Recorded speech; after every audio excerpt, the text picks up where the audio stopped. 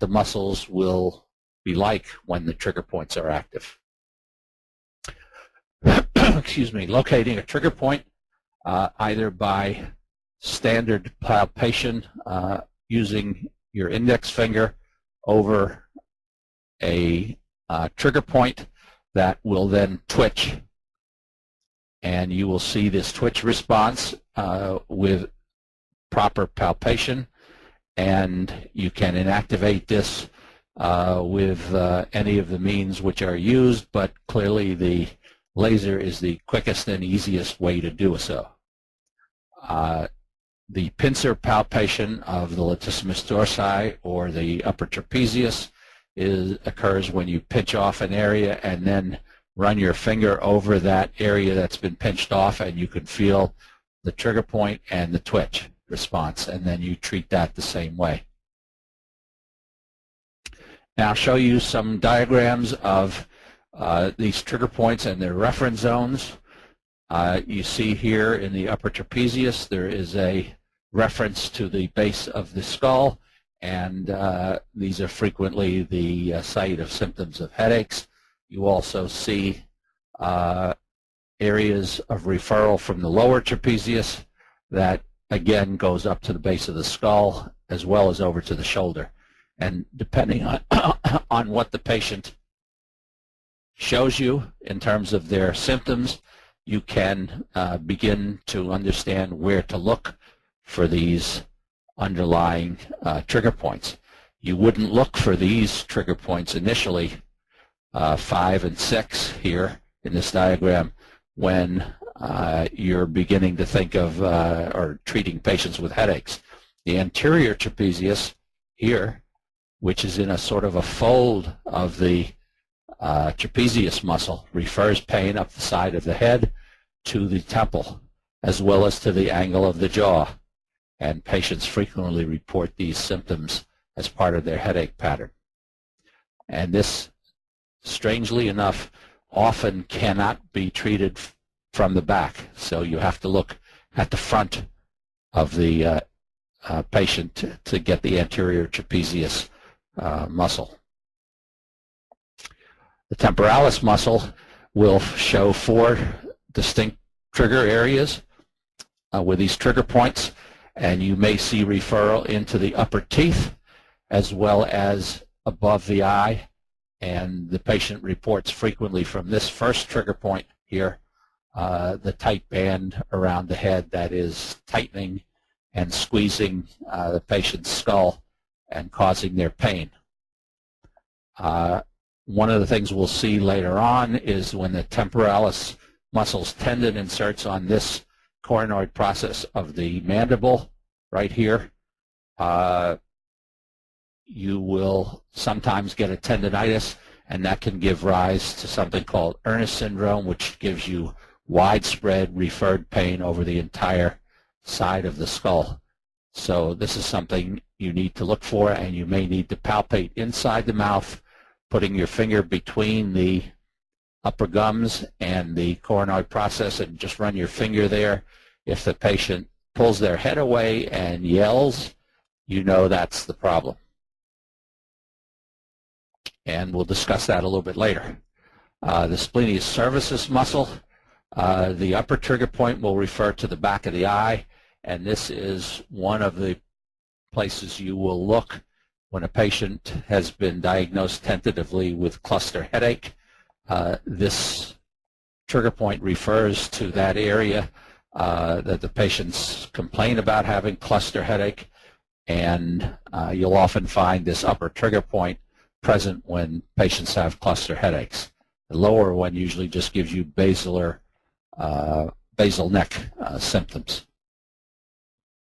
Here are the suboccipital trigger points in the 3 suboccipital muscles. There's one here, there's one here, and there's one here. These will orient the head. One of the problems with doing injections in this area, a lot of neurologists and rheumatologists were quite afraid of doing any kind of injections into the suboccipital muscles because a certain number of patients will have an unprotected vertebral artery right here, which becomes the basilar artery, and then this main artery supplies the posterior and lateral portions of the brain. And if you inject a cc or so and some steroid, which a lot of these unschooled individuals will do, into the vertebral artery, you frequently will create coma and death. So it's something that you watch for. I used to get a lot of referrals because people were afraid to inject in this area. All you have to do is be very careful when you're injecting these patients and aspirate a syringe before you do any injections to make sure you're not in a blood vessel. Obviously, using the laser obviates this problem, and you don't have to worry about doing anything to the vertebral artery when you use the MLA30. The splenius capitis, here is the trigger point, refers to this area and often results in painful hair up at the top of the head. That's a very common report that patients will give you, that the top of their head feels painful, although it is not painful to touch very frequently. That's often a hint that it's a referred pain problem and that their hair hurts. Here's the semispinalis. This is often one of the core trigger points that a patient has, and when you inactivate these trigger points, you often relax all the muscles in the back of the neck. Frequently, these muscles will refer to the front of the head and the forehead, occasionally to the back of the head, and here to the base of the skull. So they can, in fact, contribute to many a headache. Sternocleidomastoid. Here is the sternomastoid. Here is the cleidomastoid. This usually will give you ear pain or ear itching or ear fullness or tinnitus, and will often refer pain to the forehead and may do so on both sides from one-sided symptoms and one-sided trigger points. And the sternomastoid will often refer in this pattern above the eye and to the area just beyond its attachment on the mastoid bone, and may in fact give you problems with swallowing as well as dizziness or vertigo. Occasionally you'll need to deal with the levator scapula when a patient says they have a stiff neck in addition to their headache, and you can see why the stiffness in the neck is a prominent symptom because of the places where it attaches, and sometimes this will give you shoulder pain, sometimes you'll get neck pain from it. And the scalene trigger points, which usually go down the arm, but can functionally change things down here at C5, 6, and 7, and you may in fact induce some of these other trigger points that lead to headaches. Now, one of the things we're going to get to now is dental causes of headaches, labeling these headaches or this problem as TMD versus TMJ. Many insurance policies specifically exclude coverage for anything that is labeled TMJ.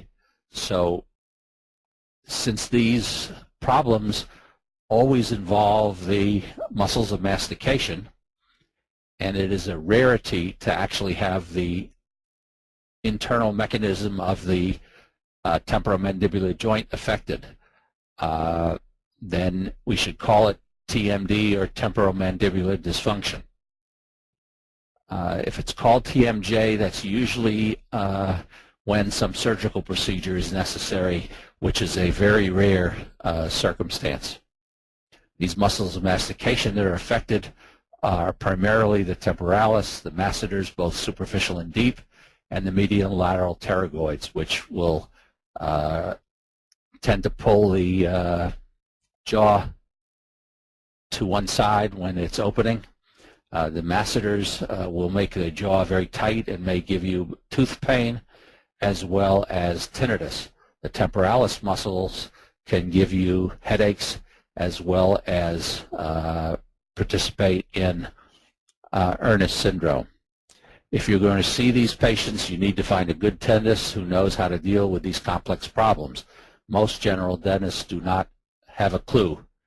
And what's important is that you check to see that they are making a splint, which is on the bottom, and we'll get it on the lower teeth. We'll get to that in a minute.